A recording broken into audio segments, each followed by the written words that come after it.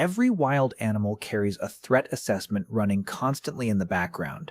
It never turns off. A humpback whale, 50 tons of muscle, bone, and evolutionary pressure, perceives a human in the water the way your nervous system perceives a shadow crossing a dark parking lot. Instantly, automatically, before thought arrives. The amygdala fires, cortisol floods the bloodstream. Adrenaline narrows perception to a single question that has kept every living thing alive since the Cambrian explosion. Is this a threat?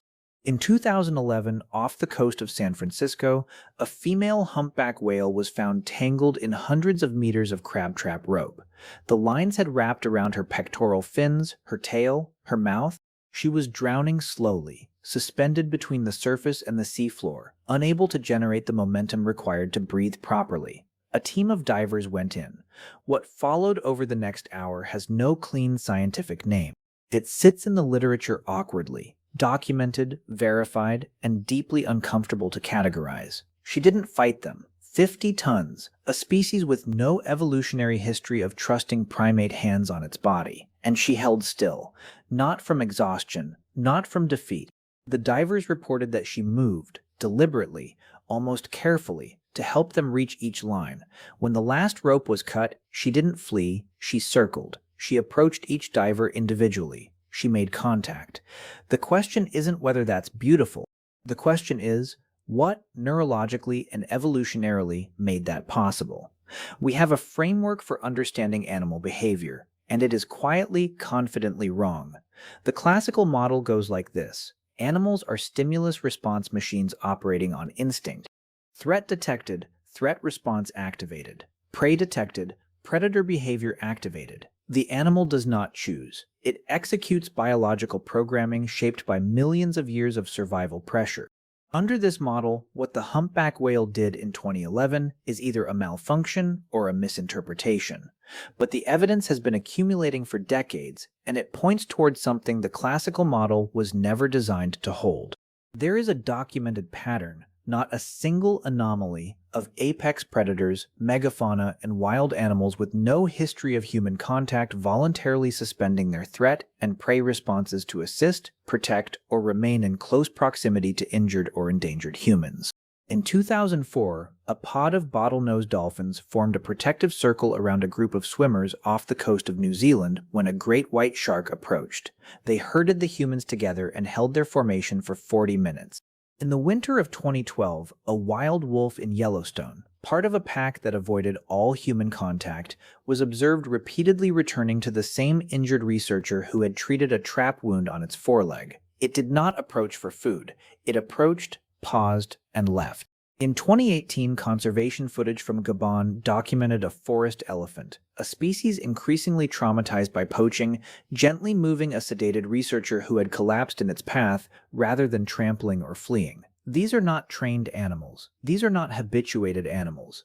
These are animals whose entire survival architecture should be screaming danger, and something is overriding it. To understand what is happening inside these animals, you need to understand what is supposed to happen.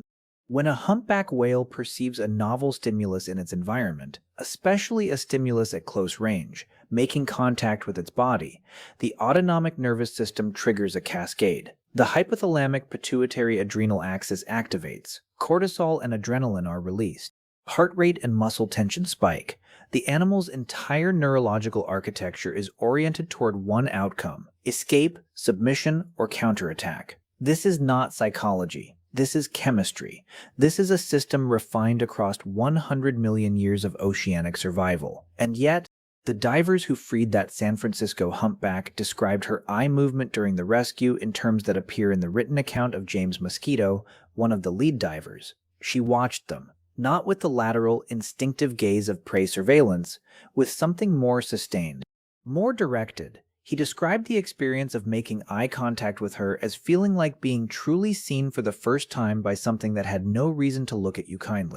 What this points toward is a concept that animal cognition researchers have been increasingly willing to name: cognitive override. The capacity of certain neurologically complex animals to suppress an automated threat response using higher-order processing to, in essence, think past the chemistry. This requires something uncomfortable to acknowledge. It requires metacognition, the ability to observe one's own mental state and modulate it. It requires a working model of the other, a recognition that this novel creature is not simply a threat category, but an entity in a specific situation.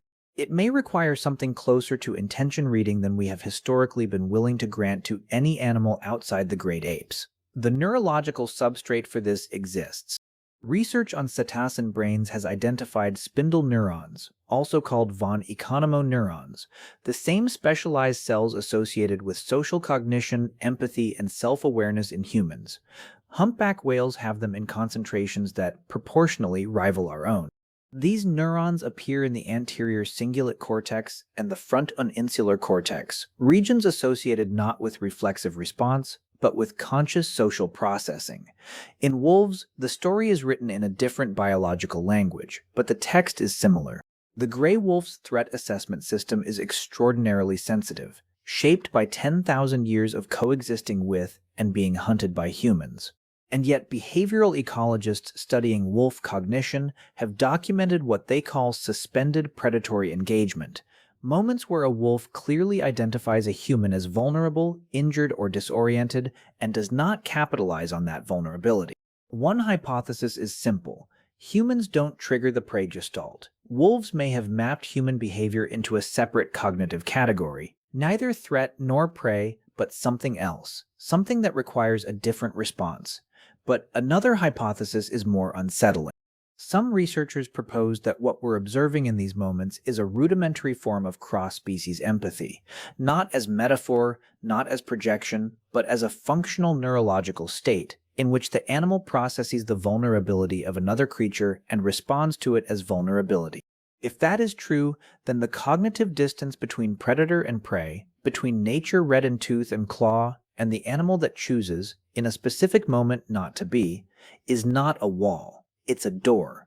And some of these animals have always known how to open it. We built a story about animals to make ourselves comfortable. The story goes, they operate on instinct. They do not choose, they do not feel across the boundary of species.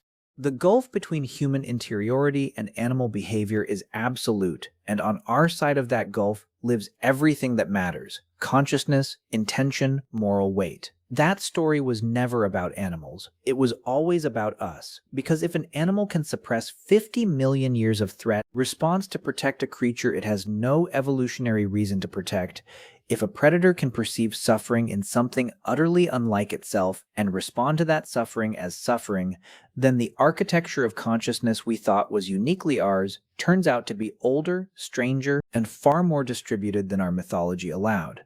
There is a moment in the San Francisco rescue account that no scientific framework has cleanly resolved. After the last rope was cut, after the whale was free and the divers expected her to sound, to dive deep, to vanish into the Pacific, she paused. She turned. She approached each diver in sequence, and she stayed with them, in the water, for what James Mosquito estimated was close to an hour. We don't have a category for what she was doing. We have the impulse to say she was grateful. And then we catch ourselves because gratitude is a human word built from human neurology and human experience, and she is something else entirely. Something with spindle neurons and a brain the size of a small car and 100 million years of oceanic history we can barely imagine. But here is what we know. She chose to stay. In a nervous system built entirely to survive, she chose in that moment something that looked almost indistinguishable from what we would call connection. And maybe the most honest thing science has taught us is not what that means. It's that we don't have a word for it yet.